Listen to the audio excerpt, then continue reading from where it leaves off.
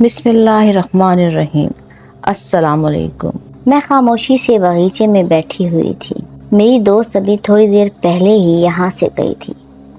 چند لمحے مزید گزرے تھے کہ اچانک ہی مجھے اپنے نام کی پکار سنائی دی۔ میں نے حیرت سے پلٹ کر دیکھا، وہاں پر کوئی موجود نہ تھا۔ میں نے اسے اپنا وہم سمجھا اور دوبارہ سے اپنے کام میں مصروف ہو گئی۔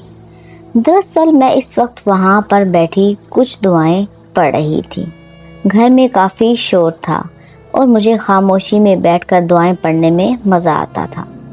میں نے اپنے بہن اور بھائیوں کو سمجھانے کی کوشش کی، مگر ان لوگوں نے میری بات نہ سنی۔ مجبوراً میں اٹھی اور اپنی دوست کے گھر بنے باغیچے میں چلی آئی۔ ہمارا گھر شہر کے ایک سفید پوش علاقے میں تھا۔ یہ گھر ابا نے چند سال پہلے ہی اپنی تمام جمع پونجی بیچ کر لیا تھا اور اب یہی گھر ہمارا کل اثاثہ تھا۔ وہ گھر بہت چھوٹا تھا، اس میں صرف 2 کمرے تھے۔ جب کبھی مہمان آتے تو ہم لوگوں کے لیے بہت مشکل ہو جاتی، کیونکہ ہم گھر کے 7 لوگ تھے اور 7 لوگوں کا ایک کمرے میں ٹھہرنا کافی مشکل تھا۔ آج بھی میرے گھر میں میری بڑی بہن اپنے بچوں سمیت آئی ہوئی تھی، جس کی وجہ سے زیادہ شور مچا ہوا تھا۔ میں گھر کے باہر نکلنے لگی تو میری بہن نے مجھے روکا اور کہنے لگی، یار کیا ہو گیا ہے؟ کبھی کبھار تو میں یہاں پر آتی ہوں، مجھے بھی تھوڑا سا وقت دے دیا کرو۔ اس کی بات سن کر میں مسکرائی اور پھر اپنی دعاؤں والی ڈائری کی طرف دیکھتے ہوئے اسے کہا، تم ہمیشہ اسی وقت آتی ہو جو وقت میرا اپنے اور رب کے ساتھ گزارنے کا ہوتا ہے۔ یہ کہہ کر میں خاموشی سے گھر سے باہر نکل آئی۔ میں جانتی تھی کہ وہ بھی میری بات سمجھ گئی ہوگی۔ دوبارہ مجھے اس کی آواز سنائی نہ دی اور وہ اپنے بچوں میں مصروف ہو گئی۔ دعائیں میں ساری پڑھ چکی تھی۔ یہ گھر میری ایک عیسائی دوست کا تھا اور کافی پرانا گھر تھا۔ وہ لوگ چند مہینے پہلے ہی یہاں پر شفٹ ہوئے تھے۔ وہ مجھے بتاتی تھی کہ اس گھر میں اس کے ساتھ بہت عجیب و غریب واقعات پیش آتے ہیں، جس کی وجہ سے وہ بہت زیادہ خوف زدہ ہو جاتی ہے۔ میرے دل میں اکثر آتا میں اسے دعائیں پڑھنے کے لیے کہوں، لیکن میں یہ سوچ کر خاموش ہو جاتی کہ کہیں ایسا نہ ہو وہ میری بات کا برا منا لے۔ ویسے بھی اس کا مذہب ہمارے مذہب سے مختلف تھا اور میں نہیں چاہتی تھی کہ کوئی ایسی بات کہہ دوں جس کی وجہ سے اسے تکلیف پہنچے یا جس کی وجہ سے وہ یہ سمجھے کہ میں اس کے مذہب پر بات کر رہی ہوں۔ میں اس کے مذہب کی بہت عزت کرتی تھی اور یہی چاہتی تھی کہ ہم دونوں کی دوستی میں کسی بھی قسم کی خلش نہ آئے، مگر دل میں کہیں یہ خواہش بھی دبی ہوئی تھی کہ میری دوست مسلمان ہو جائے۔ میں چاہتی تھی میری دوست کو ہدایت مل جائے اور وہ بھی میری طرح سیدھے راستے پر چل نکلے، مگر میں اس کے لیے ایک اچھے وقت کا انتظار کر رہی تھی۔ ابھی میں اپنی دوست کے سامنے اپنے مذہب کے بارے میں باتیں کرتی تھی اور اس انداز میں کرتی تھی کہ اسے یہ محسوس نہ ہو کہ میں یہ سب کچھ اسے سنانے کے لیے کر رہی ہوں۔ اب وہ میرے دین میں کچھ زیادہ دلچسپی لینے لگی تھی اور وہ خود ہی مجھ سے سوال کرتی تھی۔ کل بھی وہ مجھ سے حضرت موسیٰ کے بارے میں پوچھ رہی تھی۔ اس کی یہی باتیں ہی اب مجھے بہت اچھی لگتی تھی اور میں اسی لیے ہی اب اس کے ساتھ زیادہ وقت گزارنے کے لیے یہاں پر چلی آتی تھی۔ مگر آج اس کی بہن کی طبیعت اچانک ہی خراب ہو گئی، اس لیے وہ اپنی بہن کو لے کر ہسپتال چلی گئی۔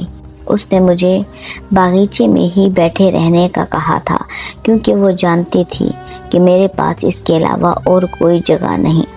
تھوڑی دیر مزید گزری تھی کہ مجھے یوں محسوس ہوا جیسے کوئی میرے پیچھے سے تیزی سے گزرا ہو۔ میں انہیں پلٹ کر دیکھا تو اب بھی وہاں پر کوئی نہیں تھا۔ میرے چہرے پر مسکراہٹ پھیل گئی۔ مجھے اندازہ ہو گیا کہ یہ کوئی اور نہیں بلکہ علیزہ کا چھوٹا بھائی ہے۔ دراصل علیزہ کا چھوٹا بھائی بہت شرارتی تھا اور وہ اس طرح کی شرارتیں بہت شوق سے کرتا تھا۔ اسے دوسرے بچوں کو ڈرانے میں بہت مزہ آتا تھا۔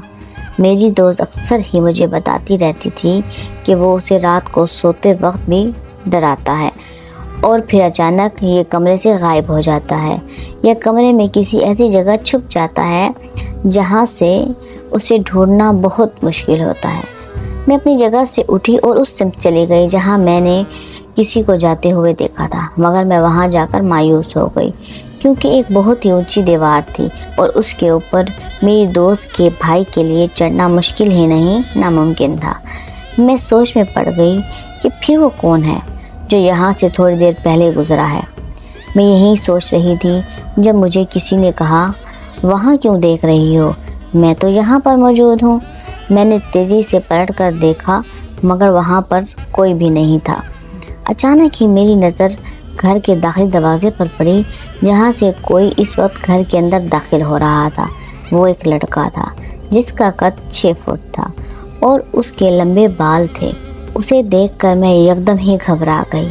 मेरा दिल तेज़ी से धड़कने लगा। मुझे यूँ लगने लगा था कि कोई चोर है जो इस वक्त घर के अंदर दाखिल हो रहा है। मैं तेज़ी से उस चोर के पीछे भागी। जैसे ही मैं घर के अंदर दाखिल हुई, सामने ही मुझे एक बूढ़ी औरत बैठी हुई दिखाई दी।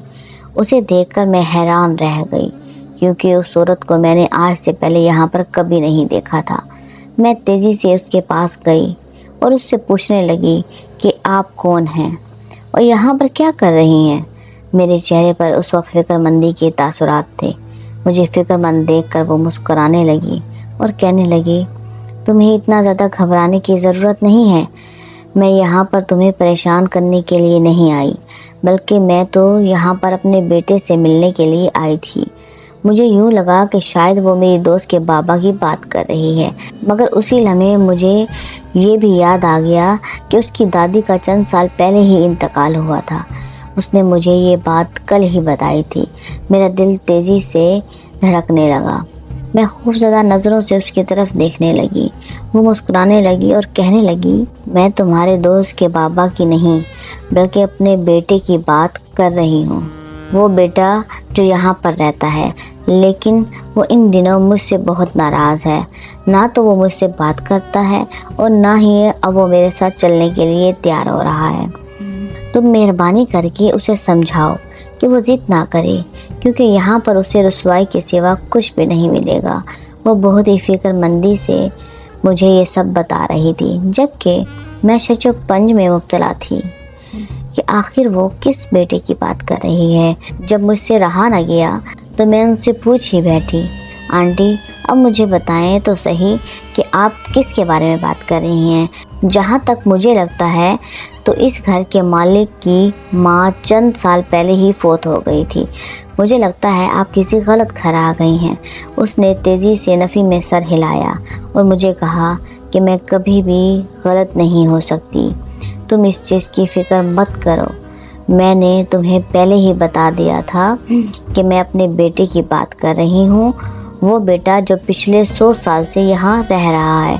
उसकी बात सुनकर पहले तो मेरा दिल तेज़ी से धड़का और फिर मैंने ये सोचकर ख़ुद को तसल्ली दे दी कि ये औरत कोई नफ्सियाती मरीज़ा है, इसी वजह से ही ये इस तरह की बातें कर रही है। मैंने उन्हें कहा, ठीक है, क्या आप उनसे मिल चुकी हैं? बूढ़ी औरत ने नफ़ी में सर हिलाया और मायूस अंदाज में कहने लगी, तुम्हें यही तो बता रही हूँ कि वो मुझसे मिलने के लिए तैयार नहीं है, मगर वो तुम्हें अभी भी प्यार भरी नज़रों से देख रहा है। मैंने उसे कभी भी किसी इंसान को इस तरह देखते हुए नहीं पाया। मुझे लग रहा है कि वो तुम्हें पसंद कर बैठा है, उसे तुमसे मोहब्बत हो गई है। अब वो बूढ़ी औरत मेरी दाएं जानिब देख रही थी। मैंने गर्दन मोड़कर जब अपने दाएं जानिब देखा तो वहाँ पर कोई भी नहीं खड़ा था। मैं तेज़ी से उसकी तरफ बढ़ी और उसका हाथ पकड़कर उसे उठाने की कोशिश की, लेकिन ये देखकर मुझे झटका लगा कि मेरा हाथ उसके हाथ को क्रॉस कर गया। मैं उसको छू नहीं पाई थी। मैंने खौफज़दा नज़रों से उस बूढ़ी औरत की तरफ देखा। वो पूरे इसरार अंदाज में मुस्कुराने लगी और मुझे कहने लगी, इस सब में गलती सिर्फ़ और सिर्फ तुम्हारी है। अगर तुम मुझे छूने की कोशिश ना करती तो अभी तुम्हें हकीकत के बारे में पता ना चलता और ना ही अब तुम्हारे दिल में खौफ पैदा होता। मैंने वहाँ से भागने की कोशिश की कि अचानक ही मेरे पीछे लगा दरवाज़ा बंद हो गया। मैं चाह कर भी वहाँ से ना भाग पाई। समझ नहीं आ रहा था कि क्या करूँ। एक अजीब सी बेबसी थी। جس نے میرے پورے جسم پر قبضہ کر لیا تھا۔ میں اس قدر خوفزدہ ہو گئی تھی کہ ساری دعائیں بھی بھول بیٹھی تھی۔ تھوڑی دیر بعد وہ بوڑھی عورت اپنی جگہ سے اٹھی اور میری طرف بڑھتے ہوئے کہنے لگی، تمہیں میں نے کہا تھا کہ اس طرف میرے بیٹے کو دیکھو، لیکن تم ہو کہ خود یہاں سے بھاگنے کی تیاری کر رہی ہو۔ اگر تم بھی میرے ساتھ اس طرح کا سلوک کرو گی تو مجھے بہت دکھ ہوگا۔ تم بہت اچھی لڑکی ہو اور میں نہیں چاہتی کہ میں تمہارے ساتھ کسی بھی قسم کی زیادتی کروں۔ بوڑھی عورت کی باتیں سن کر میری رہی سہی ہمت بھی ختم ہو گئی۔ میری آنکھوں کے سامنے اندھیرا چھانے لگا اور میں بے ہوش ہو کر گر پڑی۔ اس کے بعد میرے ساتھ کیا ہوا مجھے کچھ بھی یاد نہیں۔ دوبارہ جب ہوش آیا تب میں صوفے پر لیٹی ہوئی تھی۔ قریب ہی علیزے بیٹھی ہوئی تھی جو فکر مند نظروں سے میری طرف دیکھ رہی تھی۔ مجھے ہوش میں آتا دیکھ کر وہ مجھ سے تیزی سے پوچھنے لگی، کیا ہو گیا تھا تمہیں؟ جب میں اس گھر کے اندر داخل ہوئی تو تم مجھے فرش پر بے ہوش پڑی ملی۔ اس کی بات سن کر میں نے ایک گہری سانس لی۔ اس سے پہلے کہ میں اسے اس بوڑھی عورت کے بارے میں بتاتی، مجھے اپنی ہی کہی ہوئی بات یاد آ گئی۔ میں نے بہت عرصہ پہلے ہی اپنے ایک دوست کو کہا تھا کہ اگر تم دوسرے لوگوں کو بتاؤ گی کہ تم جنات سے خوفزدہ ہو گئی ہو، اور وہ بھی ایسے لوگوں کو جو کسی اور مذہب سے ہوں، تو وہ تمہارا مذاق بنائیں گے اور کہیں گے کہ ہمیں تو یہ دعائیں پڑھنے کی تلقین کرتی رہتی ہیں، جبکہ خود اگر ان پر اس طرح کی نوبت آ جائے تو خوف زدہ ہو جاتے ہیں۔ اتنے خوف زدہ ہو جاتے ہیں کہ اپنی عبادت تک کو ہی بھول جاتے ہیں۔ اپنی یہی بات یاد کر کے میں خاموش ہو گئی۔ میں نے اس سے کہا کہ بی پی لو ہو گیا تھا، چکر آ گیا تھا جس کی وجہ سے گر گئی۔ وہ فکر مندی کا مظاہرہ کرنے لگی اور مجھے کہنے لگی، چلو میں تمہیں ہسپتال لے چلتی ہوں۔ میں نے تیزی سے نفی میں سر ہلایا اور اسے کہا، اس کی ضرورت نہیں ہے، میری طبیعت زیادہ خراب نہیں ہے، میں ٹھیک ہوں، بہتر محسوس کر رہی ہوں۔ مگر وہ میری کوئی بھی بات سننے کے لیے تیار نہیں تھی۔ اس نے مجھے کہا کہ تم میرے گھر میں بے ہوش ہوئی ہو، اسی وجہ سے تمہارا خیال رکھنا اور تمہارا علاج کروانا میری ذمہ داری ہے۔ گھر جا کر اگر تمہاری طبیعت مزید خراب ہو گئی تو تمہارے گھر والے یہی سمجھیں گے کہ میں نے تمہارے ساتھ کچھ غلط کیا ہے۔ اس کی بات سن کر میں نہ چاہتے ہوئے بھی اس کے ساتھ چلنے کے لیے تیار ہو گئی۔ اس دوران میں نے اس سے پوچھا، کیا تمہارے گھر میں کبھی کوئی عجیب و غریب واقعہ پیش آیا ہے؟ اس نے حیرت سے میری طرف دیکھا اور مجھے کہا، کیوں، کیا تم نے کچھ دیکھا ہے؟ میں نے تیزی سے نفی میں سر ہلایا اور بہانہ بناتے ہوئے کہنے لگی، نہیں، میں نے کچھ دیکھا تو نہیں ہے، بس میں یوں ہی پوچھ رہی تھی۔ کسی عورت کے منہ سے سنا تھا کہ یہ گھر آسیب زدہ ہے۔ علیزی ہنسنے لگی اور کہنے لگی کہ تم عورتوں کی باتوں پر یقین نہ کیا کرو۔ ہمارے محلے کی عورتوں کی باتوں پر یقین کرنے کی تو بالکل بھی ضرورت نہیں ہے۔ تم نہیں جانتی کہ وہ عورتیں کس قدر جھوٹی اور ڈرامے باز ہیں؟ انہیں تو کہانی بنانے کے لیے ایک چھوٹا سا سین چاہیے ہوتا ہے، باقی پلاٹ تو وہ تھوڑی دیر میں ہی بنا لیتی ہیں، اور پھر اس کہانی کو کیسے ہٹ کرنا ہے یہ بھی انہیں بہت اچھی طرح سے ہی آتا ہے۔ اس نے مجھے کہا کہ چند سال پہلے مجھے بھی محلے کی ایک عورت نے ایسا ہی کہا تھا، مگر میں نے اس کی بات نہیں مانی اور اپنے گھر والوں کے ساتھ یہاں پر چلی آئی۔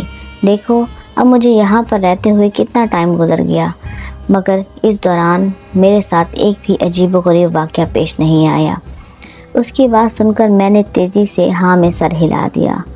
اسی وقت ہی ہم کلینک کے اندر داخل ہو گئے۔ ڈرپ لگوانے کے بعد میں اپنے گھر چلی گئی۔ دوسری طرف میرا ذہن بہت بری طرح الجھا ہوا تھا۔ میں ابھی بھی اس بات پر یقین نہیں کر پا رہی تھی۔ میرا ذہن یہ سب ماننے کے لیے تیار ہی نہیں تھا، کیونکہ میں نے ایسا کبھی بھی نہیں سوچا تھا۔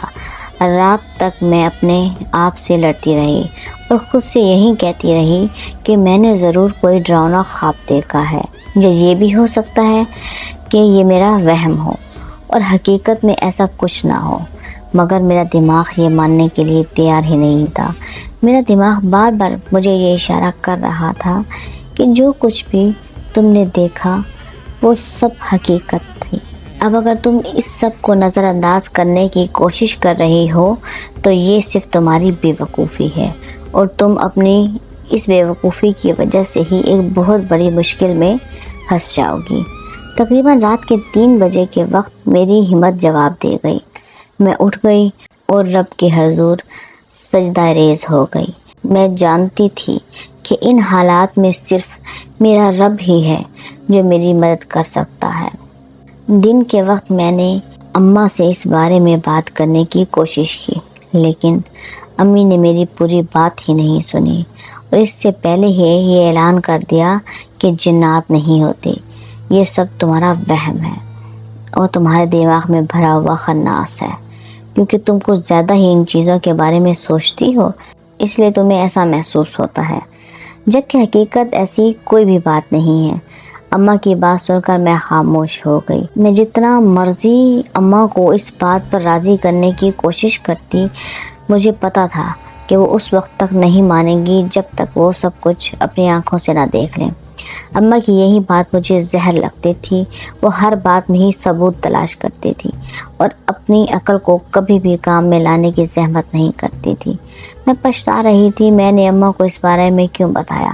تھوڑی ہی دیر بعد مجھے اماں کی باتوں کی آوازیں سنائی دینے لگی، جو کہ میری بہن سے کہہ رہی تھی، مجھے لگتا ہے تمہاری بہن کا دماغ خراب ہو گیا ہے۔ یہ مجھ سے بہت عجیب اور بہکی باتیں کر رہی تھی۔ نہ جانے اس نے کون سی عورت کو دیکھ لیا ہے اور اس کا کون سا بچہ اس موئی عیسائی کے گھر پر موجود تھا۔ اماں جھنجھلا کر یہ سب کہہ رہی تھی۔ اماں کی باتیں سن کر میں نے اپنا سر دونوں ہاتھوں میں گرا دیا اور خاموشی سے اپنے کمرے میں چلی گئی۔ میں اس وقت ان دونوں ماں بیٹی کا سامنا کر کے اپنے لیے مزید مشکل پیدا نہیں کر سکتی تھی۔ میں جانتی تھی کہ اگر ابھی اور اسی وقت میں ان کے سامنے چلی گئی تو وہ دونوں ہی میری بےعزتی کرنا شروع ہو جائیں گی، اور پھر تھوڑی ہی دیر بعد وہ مجھے ایک پاگل کا خطاب دے دیں گی۔ میری بڑی بہن تو ویسے ہی مجھے ناپسند کرتی تھی۔ سب سے بڑی وجہ یہ تھی کہ میں اسے وقت نہیں دیتی تھی اور نہ ہی اس کے بچوں سے اس طرح پیار کرتی تھی جیسے باقی بہن بھائی کرتے تھے۔ اب میں کیا کرتی؟ میرے اپنے ہی کرنے کے لیے بہت سارے کام ہوتے تھے۔ مجھے ٹائم ہی نہیں ملتا تھا کہ میں کسی سے ملوں یا اس کے بچوں کو پیار کروں۔ ہاں، وہ کبھی میرے پاس چلے آتے تو میں انہیں گلے لگا لیتی اور گود میں بٹھا دیتی، مگر اس سے زیادہ میں کچھ بھی نہیں کر سکتی تھی۔ گھر میں صرف ابا ہی تھے جو مجھے سراہتے تھے اور میری تعریفیں کرتے تھے، اور جب بھی مجھے دیکھتے تھے کہتے تھے کہ یہ میری بیٹی نہیں بلکہ یہ میرا بیٹا ہے، اور ابا کی یہی بات سن کر میرا چہرہ خوشی سے کھل اٹھتا تھا، اور ان کا یہی جملہ سن کر میرا پورا دن بہت اچھا گزر جاتا تھا۔ دراصل میں قرآن پاک کی تعلیم سیکھنے کے علاوہ چھوٹے موٹے کام بھی کرتی تھی، جس سے گھر کا اچھا خاصا خرچ نکل آتا تھا اور ابا کو بہت آسانی ہو جاتی۔ سب سے بڑا کام تو یہ تھا کہ مجھے سلائی میں بہت دلچسپی تھی، اور میری یہ صلاحیت تھی کہ میں جب بھی کوئی ڈیزائن ایک بار دیکھتی تو وہ ڈیزائن میرے دماغ میں فٹ ہو جاتا، اور پھر میں بالکل اسی طرح ہی لباس تیار کر لیتی۔ پہلے پہل تو محلے والوں کو اس بارے میں پتہ نہیں تھا۔ جب محلے کی لڑکیوں کو اس بارے میں پتہ چلا تو وہ ہر روز ہی میرے پاس ایک نیا سوٹ لے کر آنے لگی، اور مجھے جو بھی ڈیزائن کہتی میں بغیر چوں چرا کیے خاموشی سے وہ ڈیزائن بنا دیتی۔ میرے لیے یہ سب کچھ مشکل نہیں تھا، چونکہ یہ میرا پسندیدہ کام تھا اور مجھے اس میں اچھی خاصی دلچسپی تھی۔ اس وجہ سے میں بہت شوق سے یہ سب کرتی تھی۔ پہلے پہل میں سلائی کے کم پیسے لیتی تھی، لیکن اب میں نے پیسے بڑھا دیے تھے۔ مجھے اس کا مشورہ میری دوست نے ہی دیا تھا۔ اس نے مجھے کہا تھا کہ یہ سب لڑکیاں تمہیں بیوقوف بنا رہی ہیں۔ درزی کے پاس اگر یہ چلی جائیں تو وہ ان سے جتنے پیسے مانگے گا یہ خاموشی سے دے دیں گی۔ تم اتنی زیادہ ان کے سوٹوں پر محنت کرتی ہو، اس کے باوجود بھی یہ تمہیں صرف عام سی سلائی کے پیسے دیتی ہیں۔ اس کی بات سن کر میرا حوصلہ تھوڑا سا بڑھا اور میں نے پیسے بڑھا دیے۔ جب سے میں نے کام شروع کیا تھا تب سے گھر کے حالات بہت اچھے ہو گئے تھے۔ گھر سے غربت ختم ہو گئی تھی۔ میں خود چونکہ تعلیم حاصل نہیں کر سکتی تھی، اس وجہ سے مجھے تعلیم کی اہمیت کے بارے میں پتہ تھا۔ اس لیے میں نے اپنے بہن بھائیوں کو دین کی تعلیم کے علاوہ سکول کی تعلیم بھی دلوانے لگی۔ میں نے اپنے 3 بہن بھائیوں کا داخلہ ایک بہت ہی اچھے سکول میں کروا دیا۔ جب میری بہن کو اس بارے میں پتہ چلا تو اس نے بہت واویلا مچایا اور کہا کہ تم ان بچوں پر کیوں پیسے برباد کر رہی ہو؟ اس سے تو اچھا ہے کہ انہیں کوئی ہنر سکھا دو، کیونکہ میں نے دیکھا ہے کہ اکثر تعلیم کام نہیں آتی، ہمیشہ ہنر ہی کام آتا ہے۔ اپنی بہن کی باتیں میں نے بہت ہی تامل سے سنی اور پھر اسے جواب دیا کہ تم اس چیز کی فکر مت کرو، تم اپنے شوہر کی طرف دھیان دو، تمہارے شوہر کے پاس بھی تو ہنر تھا۔ لیکن آخر میں کیا ہوا؟ نہ صرف اس کا کاروبار ٹھپ ہو گیا بلکہ اب اسے کہیں کوئی نوکری بھی نہیں مل رہی۔ میری بات سن کر میری بہن آبدیدہ ہو گئی اور اماں کو شکایت لگاتے ہوئے کہنے لگی، آپ دیکھ رہی ہیں اس کی کتنی زبان چل رہی ہے، اگر آپ چاہتی ہیں کہ میں اس گھر میں آیا کروں تو اسے خاموش کروا دیا کریں، کیونکہ مجھے اس کی یہ تلخ باتیں نہیں سننی ہوتی۔ میرا صبر جواب دے گیا۔ امی نے میری طرف دیکھا اور میرے سامنے ہاتھ جوڑتے ہوئے کہنے لگی، یہ میرے ہاتھوں کا واسطہ ہے، خدا کے لیے اپنی زبان پر قابو رکھا کرو۔ تمہاری بہن چند لمحے چین کے لیے اس گھر میں آتی ہے، اس دوران بھی تم مجھ سے لڑنا شروع کر دیتی ہو۔ میں نے ایک گہری سانس لی اور کہا، ٹھیک ہے، آئندہ میں اسے بات ہی نہیں کروں گی۔ مجھے بھی غصہ آ گیا تھا، مگر میری عادت نہیں تھی کہ میں کسی کے سامنے اپنے غصے کا اظہار کروں یا کسی کو ڈانٹوں۔ مجھے جب بھی غصہ آتا میں خاموشی اختیار کر لیتی یا سب لوگوں سے الگ ہو جاتی تاکہ میری وجہ سے کسی کی بھی ذات کو تکلیف نہ پہنچے۔ دن تیزی سے گزرتے جا رہے تھے۔ تھوڑے ہی دنوں کے بعد میری بہن کے شوہر نے ہم سے ادھار لیا اور ایک نیا کاروبار شروع کر دیا۔ اس بار اسے اس کاروبار میں کامیابی ملی اور اس نے کافی حد تک اپنے پرانے نقصان کو بھی بھر لیا تھا۔ میری بہن بہت خوش تھی، اس کے پاؤں زمین پر نہیں لگتے تھے اور وہ ہمیشہ ہی میرے سامنے بہت عجیب و غریب باتیں کرتی تھی، جیسے مجھے نیچا دکھانے کی کوشش کر رہی ہو، مگر میں نے کبھی بھی اس کی باتوں کی طرف توجہ نہ دی تھی، کیونکہ میں جانتی تھی کہ میری حیثیت کیا ہے اور اپنی حیثیت کے مطابق جینا مجھے اچھی طرح سے آتا تھا۔ اس رات میں جائے نماز پر بیٹھی اپنے رب سے اسی بارے میں بات کر رہی تھی اور دعا مانگ رہی تھی کہ اگر ایسی کوئی بھی بات ہے تو میرا ان سب سے پیچھا چھوٹ جائے، کیونکہ میں جنات سے بہت خوف کھاتی تھی۔ میں نے ایک بار اپنی دوست سے سنا تھا کہ جب جنات کسی کے پیچھے پڑ جائیں تو قبر تک اس کا پیچھا نہیں چھوڑتے اور یہ بہت طاقتور ہوتے ہیں۔ اس کے ساتھ ساتھ میں یہ بھی جانتی تھی کہ انسان سے زیادہ طاقتور کوئی بھی نہیں، پھر بھی احتیاط کرنا انسان کا فرض ہے۔ نماز پڑھ کر میں فارغ ہوئی۔ کمرے میں جانے کا میرا بالکل بھی دل نہیں کر رہا تھا، چونکہ گرمیاں تھیں، لائٹ گئی ہوئی تھی، اس لیے کمرے میں صرف اور صرف مچھر تھے۔ نہ جانے میرے دل میں کیا آیا، میں چھت کی طرف بڑھنے لگی۔ ابھی چھت پر جا کر کھڑی ہی ہوئی تھی کہ اچانک ہی ٹھنڈی ٹھنڈی ہوائیں چلنے لگی۔ میرے جسم کو بہت سکون مل رہا تھا۔ پورا دن کام کرنے کی وجہ سے جو تھکن کا احساس تھا وہ احساس یکدم ختم ہو گیا۔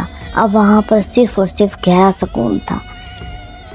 مجھے حیرانگی ہو رہی تھی، یہ تھوڑی دیر پہلے تک مجھے نیند آ رہی تھی، جبکہ اب میری نیند بھی اٹھ چکی تھی اور بے چینی کا احساس بھی ختم ہو گیا تھا۔ چند لمحے میں اسی حالت میں ہی کھڑی رہی۔ اچانک ہی یوں محسوس ہوا جیسے سامنے والی چھت پر کوئی لڑکا کھڑا ہو۔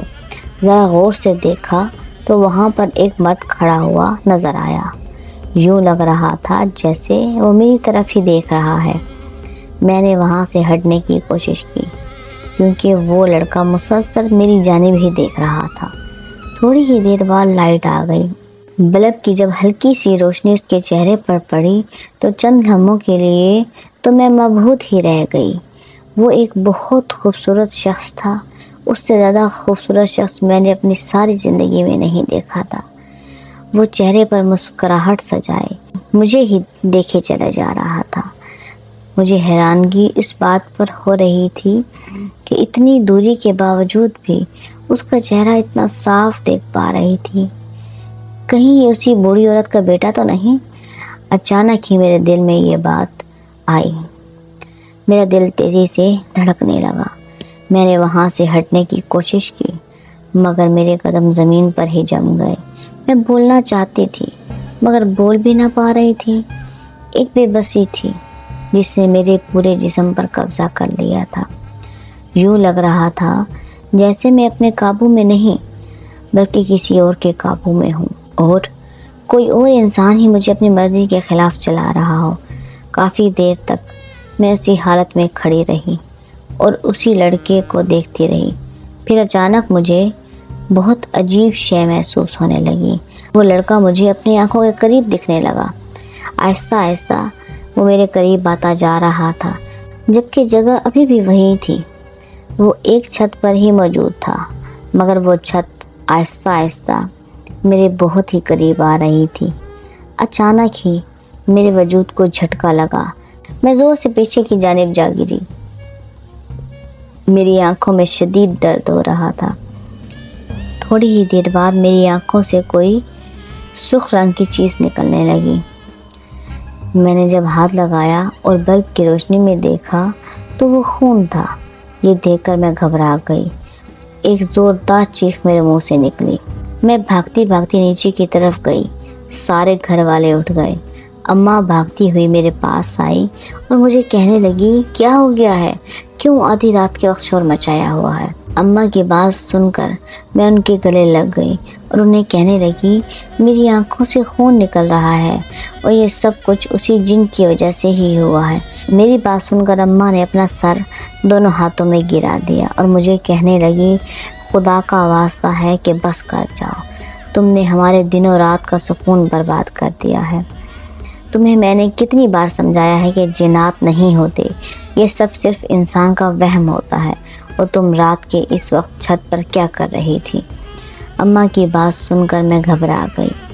اماں نے مجھے رات کے وقت چھت پر جانے سے منع کیا تھا، اس وجہ سے نہیں کہ کہیں میرے پیچھے جنات نہ پڑ جائیں، بلکہ اس وجہ سے کیونکہ ہمارے محلے کی چھتیں آپس میں ملی ہوئی ہیں اور رات کو چھت پر لڑکے سوتے تھے، تو یہ امکان تھا کہ کوئی لڑکا ہماری چھت پر بھی آ سکتا ہے، اور اگر اس دوران میں وہاں پر اکیلی موجود ہوتی تو کسی بھی قسم کا حادثہ پیش ہو سکتا تھا۔ اس وجہ سے اماں اب مجھے کٹہرے میں کھڑا کیے مجھ سے سوال پوچھ رہی تھی۔ چھت پر جانے سے پہلے یہ بات بھول چکی تھی کہ امی نے مجھے منع کیا ہوا ہے۔ اب جب امی دوبارہ سے مجھ سے اس بارے میں بات کرنے لگی تو میں نے ابا کی طرف مدد طلب نظروں سے دیکھا۔ ابا بہت غور سے میرے چہرے کی طرف دیکھ رہے تھے۔ تھوڑی ہی دیر بعد انہوں نے امی کو کمرے کے اندر جانے کا کہا۔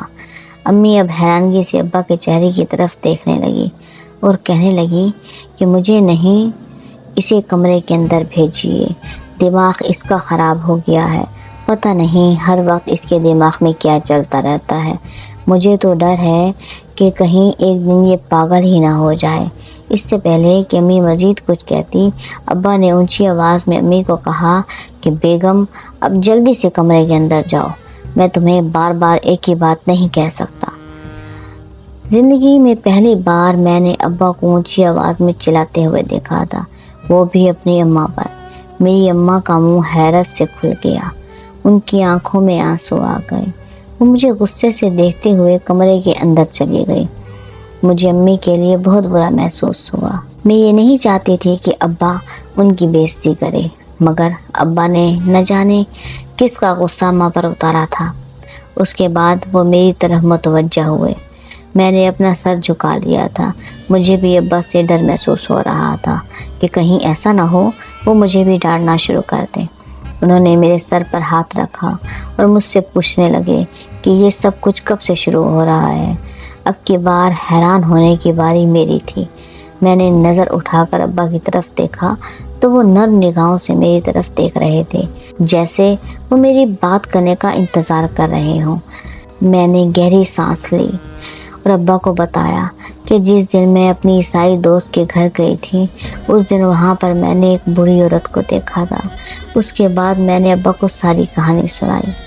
میری بات سن کر ابا چند لمحوں کے لیے خاموش ہو گئے اور پھر مجھے کہنے لگے چلو وہاں پر جا کر بیٹھو، ہم بیٹھ کر بات کرتے ہیں کیونکہ یہ بات بہت جلد ختم ہونے والی نہیں۔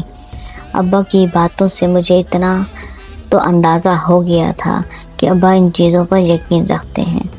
میں پچھتا رہی تھی کہ مجھے پہلے ہی ابا کو اس بارے میں بتا دینا چاہیے تھا۔ ویسے ہی میں نے آج کے دن اپنے لیے اتنی زیادہ ٹینشن پال رکھی تھی۔ ابا میرے پاس بیٹھے اور مجھے کہنے لگے کہ اچھے اور برے جنات ہر جگہ پر ہی موجود ہوتے ہیں۔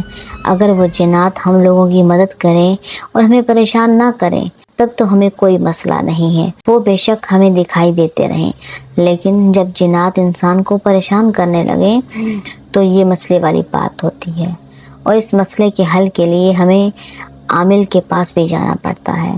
تم مجھے بتاؤ کہ تمہارے ساتھ کیا ہو رہا ہے؟ کیا وہ جن زیادہ تمہیں پریشان کر رہا ہے؟ اس سے پہلے کہ میں ابا کے سوال کا جواب دیتی، اچانک ہی میرے کانوں میں سرگوشی ہوئی کہ ابھی اور اسی وقت اپنے ابا کو انکار کر دو۔ اس کے ساتھ ہی میرے منہ سے نہ نکل گئی اور میں نے ابا کو کہا کہ نہیں، وہ مجھے پریشان نہیں کرتا، بلکہ وہ مجھے کچھ بھی نہیں کہتا۔ میں بہت پرسکون ہوں اور اپنی زندگی میں مگن ہوں۔ ابا حیرت سے میری طرف دیکھنے لگے اور مجھے کہنے لگے، تھوڑی دیر پہلے تک تو تم مجھے کہہ رہی تھی کہ تمہیں بہت ڈر لگ رہا ہے اور تم بس کسی طرح اس سے اپنا پیچھا چھڑانا چاہتی ہو، جبکہ اب تم مجھے کہہ رہی ہو کہ تمہیں اس سے کوئی مسئلہ نہیں۔ تو مجھے ٹھیک ٹھیک بات کیوں نہیں بتاتی؟ کیا وہ تمہیں یہ سب کچھ کرنے کے لیے کہہ رہا ہے؟ ابا بہت غور سے میرے چہرے کی طرف دیکھ رہے تھے، یقیناً وہ ٹٹولنے کی کوشش کر رہے تھے کہ میرے دل میں کیا چل رہا ہے، مگر میرے چہرے کے تاثرات اس وقت چٹان کی طرح سخت تھے۔ میں نے تیزی سے نفی میں سر ہلا دیا اور کہنے لگی، دراصل تب مجھے نیند بھی چڑھی ہوئی تھی اور نیند کی وجہ سے ہی شاید میں نے یہ سب کچھ بول دیا ہو۔ مجھے واقعی میں کوئی مسئلہ نہیں اور میں اپنی زندگی سے بہت خوش ہوں۔ یہ کہہ کر میں نے اپنا سر جھکا دیا۔ میری آنکھوں میں اس وقت آنسو بھرے ہوئے تھے، لیکن وہ آنسو بھی میری آنکھوں سے بہنے کے لیے تیار نہ تھے۔ یوں لگ رہا تھا جیسے ان پر بھی اس جنزادے نے اپنا کنٹرول کر لیا ہو۔ تھوڑی ہی دیر بعد ابا وہاں سے اٹھے اور گہری سانس لیتے ہوئے کہنے لگی، ٹھیک ہے، اگر ایسی بات ہے تو پھر تو بہت اچھا ہے، مگر تم ہمیشہ ایک بات یاد رکھنا کہ جب بھی تمہیں کسی بھی قسم کا کوئی مسئلہ ہو تو تم سیدھی میرے پاس چل کر آنا۔ تمہیں اپنی ماں یا بہن کے پاس جانے کی ہرگز ضرورت نہیں، کیونکہ وہ ہمیشہ تمہیں تانے ہی دیں گی اور تمہیں ہمیشہ یوں ہی محسوس کروائیں گی جیسے ان سب میں صرف اور صرف تمہارا دماغ کا قصور ہے۔ ابا کی بات سن کر میں نے تیزی سے ہاں میں سر ہلا دیا۔ جب ابا وہاں سے گئے تو اچانک ہی میرے جسم کو جھٹکا لگا۔ میں گہرے گہرے سانس لینے لگی۔ میری طبیعت دوبارہ خراب ہو گئی۔ اس دوران میں خوفزدہ نظروں سے اپنے چاروں طرف دیکھ رہی تھی۔ اسی وقت ہی میں نے دعاؤں کا ورد کرنا شروع کر دیا۔ تھوڑی ہی دیر بعد چاروں طرف سکون پھیل گیا اور مجھے بہت دور سے ایک آواز سنائی دے رہی تھی، خدا کے لیے ایسا مت کرو، مجھے خود سے دور مت کرو ورنہ میں مر جاؤں گا۔ یہ آواز سن کر میں مزید گھبرا گئی۔ مجھے سمجھ نہیں آ رہا تھا کہ یہ کیا ہو رہا ہے۔ ان حالات میں کہاں جاؤں؟ ابا سے بات کرنا چاہتی تھی مگر کر نہیں پا رہی تھی۔ کہنا کچھ اور چاہتی تھی، منہ سے کچھ اور نکل رہا تھا۔ میں پچھتا رہی تھی کہ کیوں میں نے اس وقت دعاؤں کا ورد نہیں کیا۔ اگر میں اس وقت دعاؤں کا ورد کر لیتی تو ابھی جو بے بسی سہ رہی تھی یہ ختم ہو جاتی۔ کافی دیر تک میں وہاں پر بیٹھی رہی۔ اب میں نے اپنے گرد ایک حصار باندھ دیا تھا، کوئی بھی میرے قریب نہیں آ سکتا تھا۔ دن تیزی سے گزر رہے تھے، میری زندگی دوبارہ پرسکون ہو گئی، لیکن میں نہیں جانتی تھی کہ یہ پرسکون زندگی کتنا بڑا طوفان لانے جا رہی ہے۔ وہ بھی معمول کی طرح کا ہی ایک دن تھا۔ میں کچن میں کھڑی برتن دھو رہی تھی جب اچانک ہی کسی کی موجودگی کا احساس ہوا۔ پلٹ کر دیکھا تو وہاں پر وہی خوبصورت لڑکا تھا جو میں نے اس دن چھت پر دیکھا تھا۔ اس سے پہلے کہ میں دعا کا ورد کرتی اس نے میرے سامنے ہاتھ جوڑ دیے۔ اسے ہاتھ جوڑتا دیکھ کر میں حیران ہو گئی۔ میں نے اس سے پوچھا کہ تم کون ہو اور مجھ سے کیا چاہتے ہو؟ میری بات سن کر اس نے اپنا سر جھکا لیا۔ یوں لگ رہا تھا جیسے اسے اپنی بات کہنے میں شرم محسوس ہو رہی ہو۔ اب کہ میری حیرت میں اضافہ ہو گیا، میں سوچ بھی نہیں سکتی تھی کہ جنات بھی اس طرح شرما سکتے ہیں۔ تھوڑی دیر بعد وہ بولا تو اس کی بات سن کر میں یکدم خاموش ہو گئی۔ اس نے مجھے کہا میں نے مسلمان ہونا ہے۔ میں نے بے یقینی سے اس کے بازو کو پکڑا اور زور زور سے ہلاتے ہوئے کہنے لگی، کیا تم سچ کہہ رہے ہو؟ کیا تم واقعی میرے ہاتھوں مسلمان ہونا چاہتے ہو؟ اب کہ اس کے چہرے پر مسکراہٹ پھیل گئی، اس نے میرا ہاتھ اپنے بازو سے الگ کیا اور مجھے کہنے لگا، ہاں میں سچ کہہ رہا ہوں، میں تم سے ہی مسلمان ہونا چاہتا ہوں۔ دوسری طرف مجھے بھی اندازہ ہو گیا تھا کہ میں نے اس کا بازو پکڑ کر غلطی کر دی، لیکن فی الحال شرمندہ ہونے کا ٹائم نہیں تھا۔ میں نے اس سے پوچھا کہ تم ایسا کیوں چاہتے ہو اور یہ خیال تمہارے ذہن میں کیسے آیا، اور تم نے مجھے کہاں دیکھا، اور تم کس طرح سے میرے پیچھے آئے؟ میں نے اس سے ایک ہی سانس میں ڈھیر سارے سوالات کر دیے۔ میری بات سن کر پہلے تو وہ مسکرانے لگا، پھر کہنے لگا، اگر تم مجھے پہلے مسلمان کر دو تو ہو سکتا ہے کہ میں تمہیں ساری باتیں سچ سچ بتا دوں، کیونکہ میں نے سنا ہے مسلمان کبھی جھوٹ نہیں بولتا۔ وہ جن ذات مجھے حد سے زیادہ چالاک لگ رہا تھا، مگر مجھے خوشی اس بات کی تھی کہ اب مجھے اس سے ڈر نہیں لگ رہا تھا، بلکہ اب تو میرے ذہن میں ایک تجسس تھا کہ میں کسی طرح سے اس کے بارے میں جانوں۔ تھوڑی دیر پہلے اس نے مجھ سے جو مطالبہ کیا تھا وہ سن کر تو میں مزید پرجوش ہو گئی تھی اور زیادہ سے زیادہ اس جن ذات کے بارے میں جاننا چاہتی تھی۔ وہ وہیں زمین پر بیٹھ گیا۔ اسے زمین پر بیٹھتا دیکھ کر میں بھی مجبوراً اس کے سامنے ہی بیٹھ گئی، اور پھر میں نے اس سے کلمہ پڑھا دیا اور اسے مسلمان کر دیا۔ مجھے ہمیشہ ہی کسی غیر مسلم کو مسلمان کرنے کا بہت شوق تھا، اور اپنا یہ شوق میں اپنی دوست علیزہ کو مسلمان کر کے پورا کرنا چاہتی تھی، مگر مجھے اس بات کا موقع ہی نہ ملا۔ مجھے اس پر افسوس بھی تھا۔ اب اس عیسائی جن ذات کو مسلمان کر کے میرا خوف کسی حد تک ختم ہو گیا تھا۔ میں نے اس سے پوچھا، اب مجھے یہ بتاؤ کہ تم نے مجھے کہاں پر دیکھا اور تم کیوں میرے پیچھے آئے؟ میری بات سن کر وہ مسکرانے لگا اور کہنے لگا، تم روز اپنے دوست کے باغیچے میں آتی تھی، وہاں پر دعائیں پڑھتی تھی اور پھر بیٹھ کر قرآن پڑھنا شروع کر دیتی تھی۔ اس کی بات سن کر میں نے تیزی سے ہاں میں سر ہلا دیا۔ جن ذات مجھے کہنے لگا کہ جس دن میں نے تمہیں پہلی بار دیکھا تھا تو میں اس دن تمہاری خوبصورتی کی وجہ سے تمہارا دیوانہ ہو گیا تھا۔ میں تمہارے پاس آنا چاہتا تھا تاکہ تمہارے جسم پر قبضہ کر سکوں اور تمہیں ہمیشہ ہمیشہ کے لیے اپنا لوں، لیکن تم اس وقت قرآن پاک کی تلاوت کر رہی تھی، جس کی وجہ سے میں تمہارے قریب نہ آ سکا، مگر تمہاری آواز اس قدر خوبصورت تھی کہ میں تمہاری آواز پر مر مٹا، اور پھر جو کلام تم پڑھ رہی تھی اور جو ترجمہ تم کر رہی تھی وہ ساری چیزیں میرے دل پر اثر کر گئی، اور اسی وقت ہی میں نے فیصلہ کر لیا تھا کہ میں بھی مسلمان ہو جاؤں گا۔ میں تمہارے قریب جانا چاہتا تھا، لیکن تم ہمیشہ ہی اپنے گرد حصار باندھے رکھتی تھی۔ شاید تم مدرسے جا کر یہ سب کچھ سیکھتی تھی، پھر اچانک ہی تم نے مدرسے جانا چھوڑ دیا، اور پھر اس کے بعد تم حصار باندھنا بھی بھولنے لگی۔ میں ہر وقت ہی تمہاری طاق میں لگا رہتا تھا کہ کسی وقت مجھے موقع ملے اور کسی وقت میں تم سے آ کر بات کر سکوں۔ اس دن بھی تم اپنی دوست کے گھر میں اکیلی تھی اور تمہارے گرد کوئی بھی موجود نہیں تھا۔ میں نے اس دن بھی تم سے بات کرنے کی کوشش کی، لیکن میری دادی وہاں پر چلی آئی، جنہوں نے یہ سب کچھ خراب کر دیا۔ مجھے ان پر بہت غصہ تھا۔ میں نے ان کو اس کی سزا بھی دی۔ جن ذات کی بات سن کر میں نے حیرت اور غصے سے اس کی طرف دیکھا اور اس سے کہا کہ تم ایسا کیسے کر سکتے ہو؟ اس بوڑھی جن ذاتی کو تم سزا کیسے دے سکتے ہو؟ جن ذات مسکرانے لگا اور کہنے لگا کہ میں نے انہیں کسی بھی قسم کی تکلیف نہیں پہنچائی، بلکہ انہیں کوئی کاف واپس بھیج دیا، اور اس کے ساتھ ہی وہ بولا، ویسے یہ کسی تکلیف سے کم نہیں ہے کہ آزادی کی زندگی چھوڑ کر کوئی جنزاد دوبارہ سے قید میں چلا جائے۔ میں نے حیرت سے اس کی طرف دیکھا اور اسے کہا، کیا کوئی کاف ایک قید ہے؟ جنزادے نے تیزی سے ہاں میں سر ہلا دیا اور مجھے کہنے لگا، ہاں بالکل، یہ سچ ہی ہے، کیونکہ جتنے بھی جنات وہاں پر موجود ہیں وہ وہاں کے قبیلے کے سردار کے پابند ہوتے ہیں۔ وہ کوئی بھی کام قبیلے کے سردار کی مرضی کے خلاف نہیں کر سکتے۔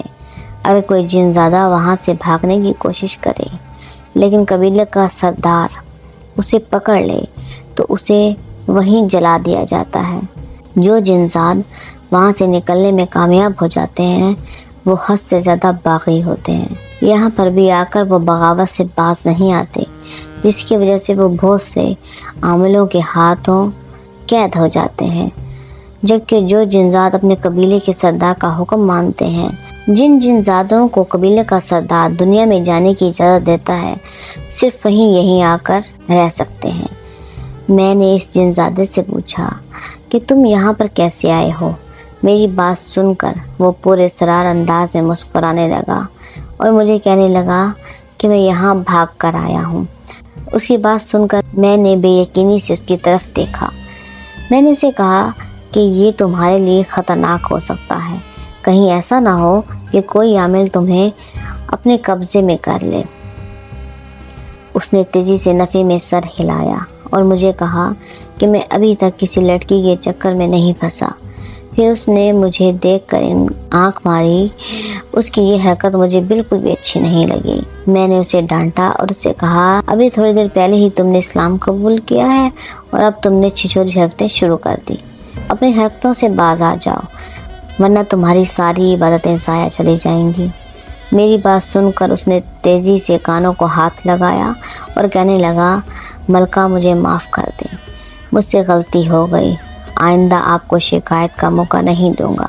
یہ کہہ کر وہ ہنسنے لگا۔ اسے ہنستا دیکھ کر میں بھی ہنسنے لگی۔ اس کے آنے کے بعد میری زندگی یکدم ہی تبدیل ہو گئی۔ میری زندگی خوشیوں سے بھر گئی۔ اب گھر کے حالات بھی تیزی سے بہتر ہو رہے تھے۔ ہر روز ہی مجھے تکیے کے نیچے سے پیسے ملتے تھے جو میں خاموشی سے اماں کے حوالے کر دیتی تھی۔ اماں یہی سمجھتی تھی کہ میں نے کوئی اور کام شروع کر دیا ہے۔ اماں اب زیادہ مجھ سے اس بات کا سوال نہیں کرتی تھی کہ تم پیسے کہاں سے لاتی ہو، کیونکہ اماں کو اس بات کا اچھی طرح سے پتہ تھا کہ میں کوئی بھی حرام کام نہیں کر سکتی۔ ابا کو بھی مجھ پر بھروسہ تھا۔ وہ صرف اور صرف میری حوصلہ افزائی کرتے تھے اور میری تعریفیں کر دیتے تھے۔ پچھلے کچھ ہی دنوں سے میں ایک چیز نوٹ کر رہی تھی اور وہ یہ تھی کہ اب جنزادہ پہلے کی طرح مجھ سے ملنے کے لیے نہیں آتا تھا۔ اب وہ مجھے بہت کم وقت دیتا تھا، جبکہ میں اس کی عادی ہو گئی تھی۔ میں نے نہ صرف اسے قرآن پڑھنا سکھایا بلکہ اس کے ساتھ ساتھ اسے دین کے تمام اصول بھی سکھا دیے اور اسلام کے تمام اراکین کے بارے میں بتا دیا تھا۔ اب میں اس کی اس حالت تک عادی ہو گئی تھی کہ اس سے بات کیے بغیر مجھے نیند نہیں آتی تھی، جبکہ پچھلی کچھ راتیں میں جاگ کر ہی گزار رہی تھی۔ مجھے شدت سے اب اپنی غلطی کا احساس ہو رہا تھا کہ میں نے واقعی اس جنزاد سے دل لگا کر بہت بڑا نقصان کر دیا ہے۔ مجھے اپنے آپ پر قابو رکھنا چاہیے تھا اور اس کو اتنی اجازت نہیں دینی چاہیے تھی کہ وہ میرے دماغ پر اس قدر قبضہ کر لیتا کہ اس کی غیر موجودگی میں بھی مجھے کچھ بھی اچھا نہ لگے۔ خیر، اب میرے ہاتھ میں کچھ بھی نہیں رہا تھا۔ میں بس اب ہر وقت اس کا انتظار کرتی رہتی اور ہر وقت ہی خاموش بیٹھی رہتی۔ چونکہ اب میرے پاس اچھے خاصے پیسے ہوتے تھے، اس لیے اب میں نے سلائی کا کام بھی بہت کم کر دیا تھا۔ ایک دن امی حیران ہوئی اور مجھ سے پوچھنے لگی کہ تم سلائی بھی نہیں کرتی، پھر بھی تمہارے پاس اتنے پیسے کہاں سے آ جاتے ہیں؟ اماں کی بات سن کر میں نے خاموشی سے ان کے چہرے کی طرف دیکھا، مگر میں نے اپنی زبان سے ایک لفظ بھی ادا نہیں کیا۔ میری آنکھیں اس وقت آنسوں سے بھری ہوئی تھی اور میرے ذہن میں وہی جنزادہ ہی چل رہا تھا۔ اماں نے مجھے کندھوں سے پکڑ کر ہلایا اور کہنے لگی، تم سے بات کر رہی ہوں، تم کن سوچوں میں ڈوبی ہوئی ہو؟ میں روتی ہوئی اپنے کمرے میں چلی آئی۔ مجھے اس طرح سے رونا دیکھ کر امی پریشان ہو گئی اور تیزی سے میرے پیچھے آئی، مگر میں نے دروازہ نہیں کھولا۔ میں بہت بری طرح سے ٹوٹی ہوئی تھی۔ روتے ہوئے تھوڑی ہی دیر گزری تھی کہ اچانک ہی کمرے میں کسی کی موجودگی کا احساس ہوا۔ مڑ کر دیکھا تو وہ جن ذات کھڑا تھا۔ اس کے چہرے پر شوق پھیلا ہوا تھا اور وہ بہت زخمی تھا۔ وہ گھٹنوں کے بل زمین پر گرا اور مجھ سے کہنے لگا، مجھے معاف کر دو، میں اب دوبارہ تم سے کبھی بھی ملنے کے لیے نہیں آ پاؤں گا۔ اس کی بات سن کر میں نے بے یقینی سے اس کی طرف دیکھا اور کہا کہ تم ایسا کیسے کہہ سکتے ہو؟ تمہیں اندازہ بھی ہے کہ مجھے کتنی تمہاری عادت ہو گئی ہے؟ میری بات سن کر وہ مجھ سے معذرت کرنے لگا اور کہنے لگا، دراصل مجھے ایک عامل نے اپنے قبضے میں کر لیا تھا۔ قبیلے کے سردار نے اس سے اس شرط پر میرا پیچھا چھڑوایا ہے کہ میں دوبارہ کبھی بھی لوٹ کر انسانوں کی دنیا میں نہیں آؤں گا۔ میرے پاس قبیلے کے سردار کی بات ماننے کے علاوہ دوسرا کوئی بھی راستہ نہیں ہے۔ یہ کہہ کر وہ ہمیشہ کے لیے چلا گیا، لیکن جاتے ہوئے وہ اپنی کچھ نشانیاں چھوڑ کر گیا تھا۔ اس میں ایک انگوٹھی اور دوسرا ایک بریسلٹ تھا جسے میں نے آج تک سنبھال کے رکھا ہوا ہے۔ وہ میری زندگی کا ایک خوبصورت دور تھا جسے میں کبھی بھی نہیں بھول سکتی تھی۔